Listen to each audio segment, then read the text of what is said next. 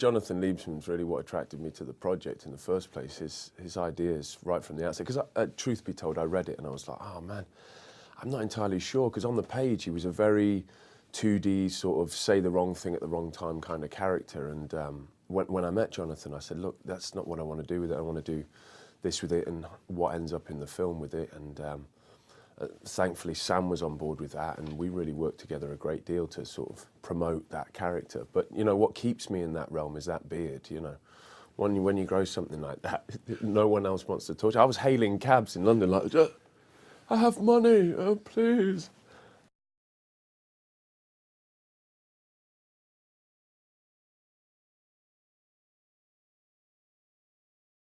Well, I think maybe I was slightly fluky with it because I was new and Jonathan was new. So I think maybe there was a part of it that linked us that was like, we're both new, let's go in there and pretend we're a really solid team. But actually we became that. And, you know, I think it's very nerve-wracking. Jonathan's a young director, if you think about it, and is trying to make a name for himself. And he's dealing with Ralph Fiennes and Bill Nighy and Liam Neeson and Sam Worthington. And, you know, his nerves were right at the peak. You know, the fact that those guys are professionals, the fact that they're veterans, some of them, I think eased him into it greatly. So that when I had an idea, the preparation I do at home, I don't rely on the director to go, so in this scene, what am I doing? You know, I do a lot. And Jonathan's very good at spotting a good idea. So, yeah, you have to work and support all these people. You're not just there to be like, well, wait a minute,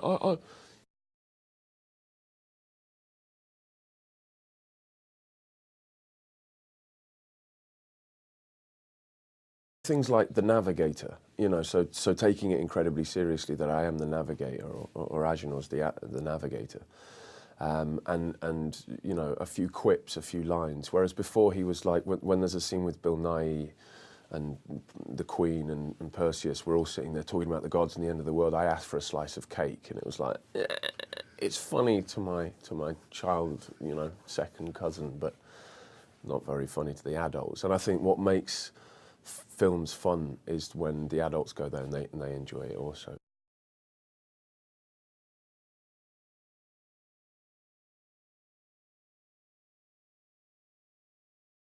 I wasn't, now I can, but at the time I was sort of going through a bit of that myself. I was thinking, geez, I think I have a couple of these issues. So it was nice to create a journey for Agenor that at the beginning, when he's shunning one half of himself, i.e. the godly side and the gods, you know, his journey was to complete himself as a person and embrace all that he is. You know, so it was, I didn't talk about that on set because it doesn't make for fun, light-hearted conversation, but, you know, it was where I was trying to go with that character.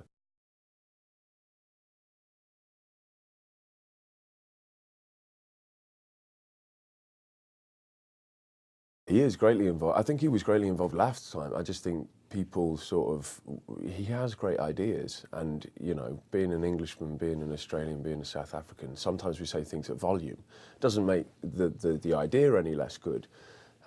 So, you know, there were a couple of times when we were shouting and then we realised we were all saying the same thing. So we just got on with doing it, you know, and sort of looked around, made sure no one was looking.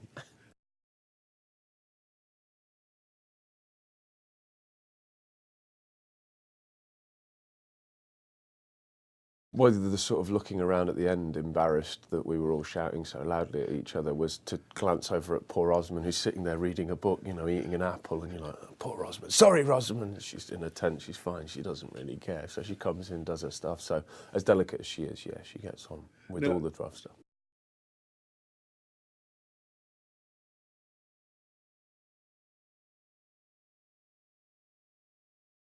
I enjoyed being hoisted upside down. Being hoisted into the air also. So I had a lot of good fun times, you know. Fighting with Sam, figuring out, you know, in the middle of a dusty hill in Tenerife, throwing a trident to one another successively over and over. You know, we patted ourselves on the back quite heavily when we achieved that.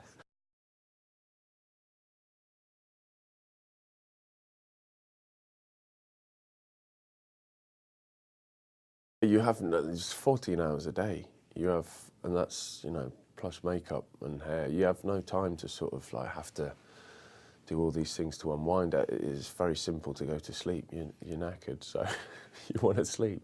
But after the shoot, how I came down from it was I had to shear my face like a sheep, you know, and the hair sort of fell forward and hung.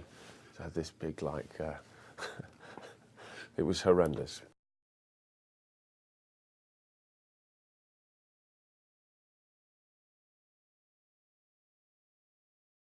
I think that refers to the hideous grazes we got whilst leaping about in the sand and pretending that Ares had blown us back with his mighty power, or, you know, the wall had come quickly, more quickly than we expected. Yeah, I think that's I did experience it. I experienced it in a sort of 12 and a half inches along the backside of my thigh, yeah.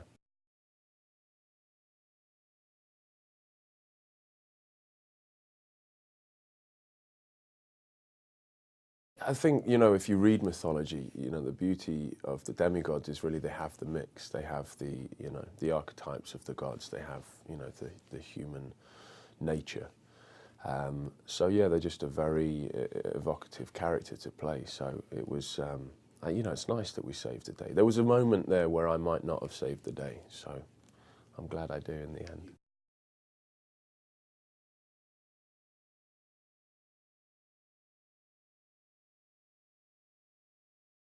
I like the Cyclops because I like the tale of Odysseus. You know, I like that story, and the story of the Cyclops is in there. I won't spoil it for anyone. You know, I'll spoil the film all day long, but that's it's a great book to read. And when he encounters the Cyclopses, that's it's great. So I was privileged to also encounter them.